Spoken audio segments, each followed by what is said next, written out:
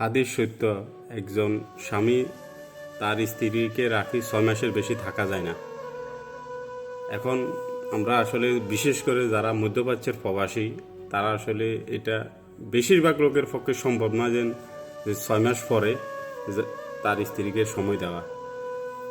কিছু কিছু লোকের 1 বছর 2 বছর 2 বছরে যায়, আবার কিছু কিছু লোকের অসুবিধার কারণে মধ্যপ্রাচ্যের ভিসার বিভিন্ন সমস্যা জটিলতার কারণে 2 বছর পরেও যাইতে পারে না, 4 বছর লাগে, 5 বছরও লাগে।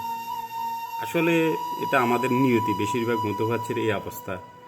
তো এখন আমাদের যারা এগুলা নিয়ে বলে যে আমরা স্ত্রীর হক আদায় করতে পারতেছি না, এটা বাস্তব স্বীকার করি, আমরা অপরাধী, স্ত্রীর হক আদায় করতে পারতেছি না। এখন আমরাও তো একটা মজবুরিতে আসছি, হয়তো জামু আসা, এটা আর কি। এখন আমাদের দেশের কালচার হয়েছে মানে বিদেশে লোক থাকবে, বিদেশে লোক পাঠায়, জনশক্তি রপ্তানি। এখন মধ্যপ্রাচ্যের প্রবাসীরা এটা বেশি ভোগান্তিতে পড়ে যে এখান থেকে দেশে যাওয়াটা, কোম্পানি মালিক বিভিন্ন অনেক কিছু থাকে।